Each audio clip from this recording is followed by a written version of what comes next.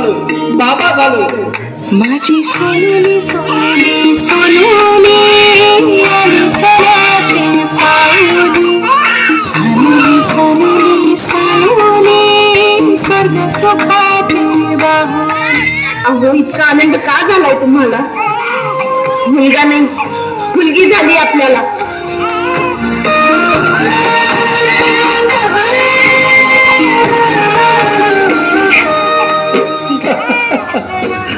अगं मला मुलगा नकोय, मला मुलगीच हवी होती.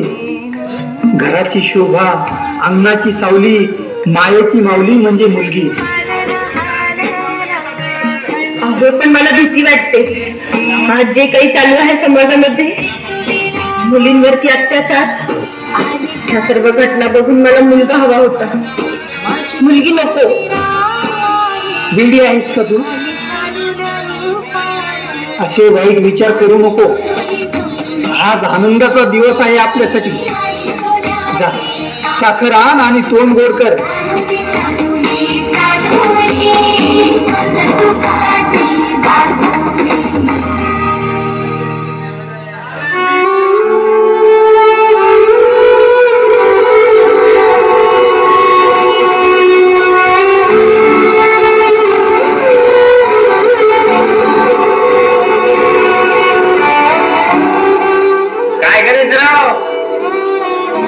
विचारात बसलाय, काय झालं एवढं?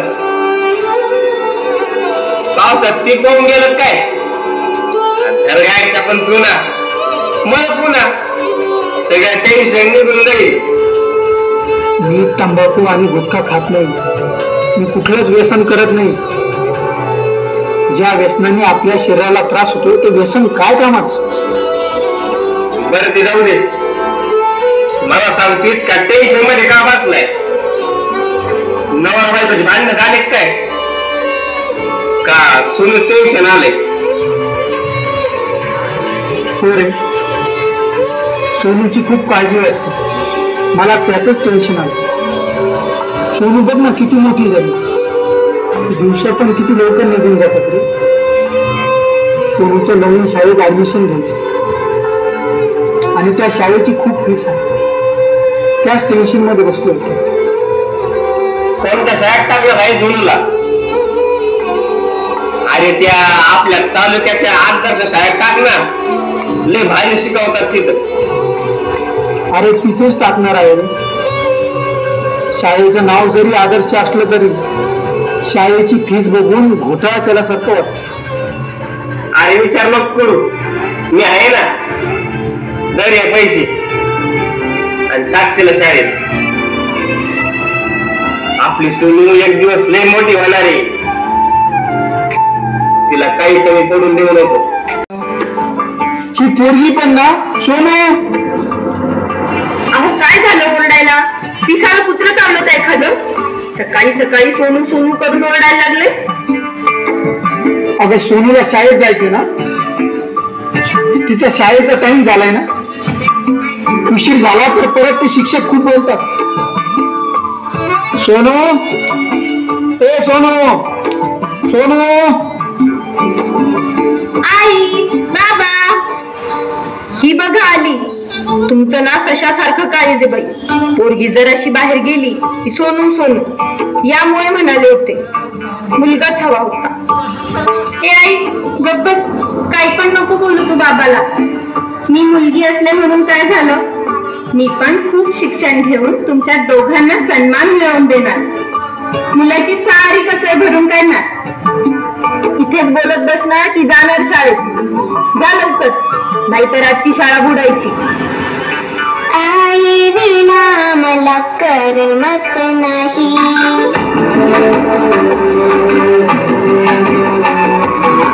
आई विना मला करमत नाही.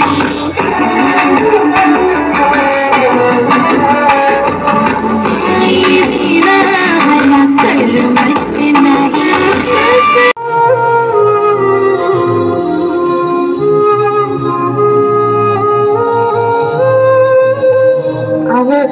सोनू शाळेतून आल्यापासून शांतच आहे, जेवण पण केलं नाही. तुम्ही विचारा तरी तिला काय झालं. अरे पेरी, अगं काय झालं? बाबा तुला आज शाळेत घ्यायला आले नाही म्हणून रुसली का? काय शिकवलं आज शाळेत? मला उद्यापासून शाळेत नाही जायचं आणि मला शिकायचं पण नाही. अगं शाळेत गेल्यावर नाही करमत एखाद्या दिवशी, आई बाबाची आठवण येते ना. मग त्यामुळे शाळेवर कशाला रुसून बसायचं? राष्ट्रगीत, प्रतिज्ञा, प्रार्थना हे सर्व ऐकून प्रसन्न होतो. सारे जहां से अच्छा हिंदोस्तां हमारा. सोनू काय झालं? सोनू काय झालं? सोनू काय झालं? सोनू काय झालं? पाण्यावर घ्या. सोनू पाण्या. सोनू बोल ना काय झालं? सोनू मला सांग काय झालं? दुखतंय का? सोनू पाणी पाहिजे. सोनू काय झालं? सोनू सांग बोलायचं.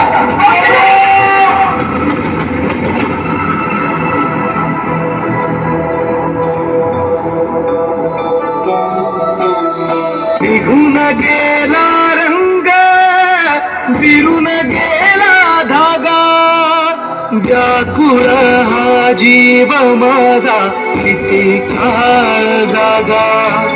निघून गेला रंग, विरून गेला धागा, व्याकुळ हा जीव माझा किती काळ जागा.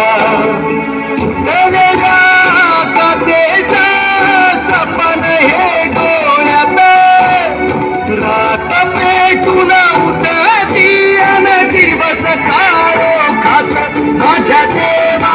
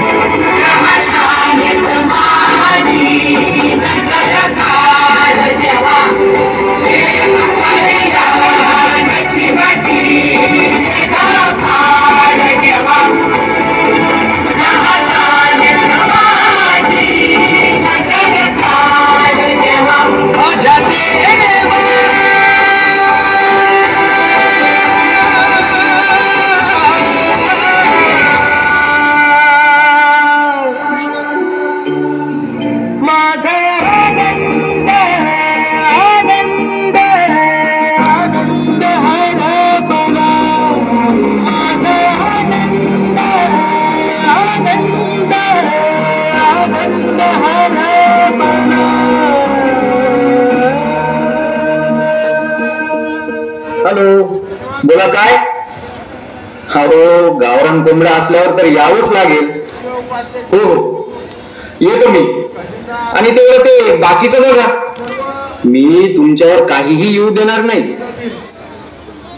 साहेब, हो साहेब, साहेब आमचं ऐका ना साहेब, तक्रार द्यायची आहे. कशाची तक्रार? वेळ आहे आम्हाला, खूप काम आहेत. तुम्ही 2-3 दिवसांनी या. अहो साहेब, तुम्ही अगोदर ऐकून तर घ्या ना. खूप वाईट घटना घडली आहे माझ्या मुलीवर.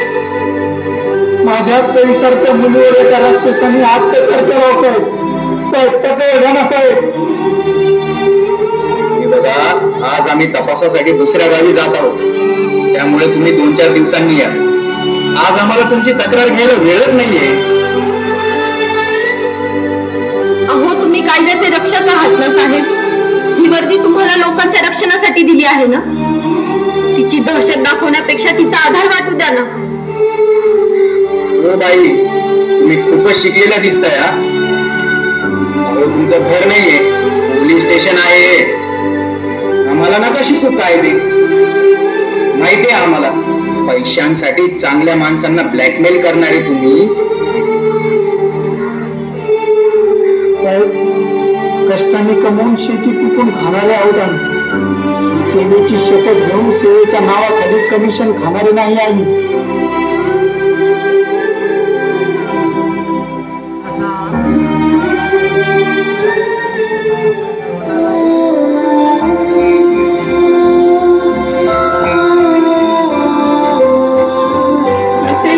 तक्रार तर नका घेऊ, पण माझ्या निरपराध बापावर आरोप नका करू.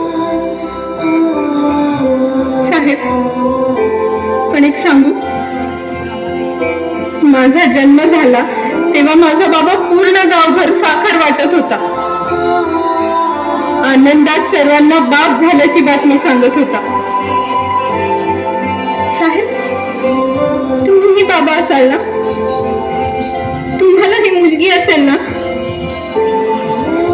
कधीतरी एक माणूस म्हणून, एक बाप म्हणून विचार करा ना. मी मोठी झाल्यावर माझ्या बाबांनी कर्ज काढून मला शाळेत शिकवण्यासाठी पाठवले. का? तर मी शाळेत जाऊन शिक्षण घेऊन स्वतःच्या पायावर उभी राहून म्हातारपणी त्यांना आधार देऊ शकेल. पण हे माझं स्वप्न ज्या शाळेत पूर्ण होणार होतं, त्याच शाळेत माझ्या स्वप्नांचा अंत केला. का इतका वाईट वागतो माणूस? का त्याला वयाचंही भान राहत नाही? रावण हा वाईट होता, तो राक्षस होता. त्याने सीतेचे अपहरण केले, परंतु त्याने सीतेवर कधीही अत्याचार केले नाही. तरी देखील दसऱ्याच्या दिवशी त्याला जाळलं जातं. पण रावणापेक्षा निर्दयाचा माणूस वागतोय. माझा काय दोष होता साहेब?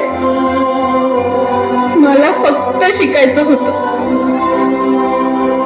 मी पण कोणाची तरी मुलगी आहे. माझ्या अशा जागेवर जखमा झाल्या तर मी कोणालाच सांगू शकत नाही.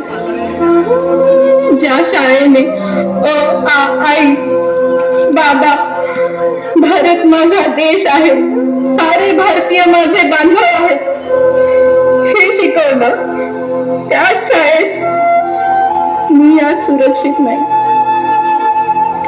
राखी बांधायला बहीण लागते, दुःखात आई लागते, आनंदात पत्नी लागते. आजी, मामी, मावशी बनून ती आयुष्यभर पुरुषांचा सांभाळ करते. आज तिच्या कोवळ्या मनावर आघात करताना का पुरुषांना तिच्या रूपात आई, ताई, बहीण दिसत नाही? आज तुम्ही नका आमच्या भावनांना समजून घेऊ. पण आज अशा नराधमांमुळे शहरातल्या मुली सुरक्षित नाही. आज माझा बाई गेलाय, उद्या त्यांच्या मुलीचा नंबर येते.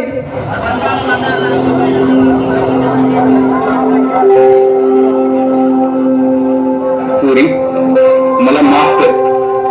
तुझ्यामुळे आज माझे डोळे उघडले. माझे हात जरी बांधले गेलेले असतील तरी मी कायदा हातात घेऊन तुला न्याय मिळवूनच देईन. इथेच थांबा, आलोच. कुठे चालत? आरोपीकडे.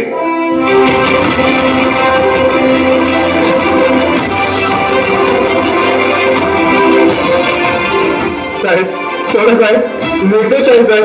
मी कोणताच गुन्हा नाही केलाय साहेब. साहेब सोडा मला प्लीज. साहेब, खरं खरं सांग, तूच हे वाईट कृत्य केलंय ना? चल पर, तुला माफ केलं.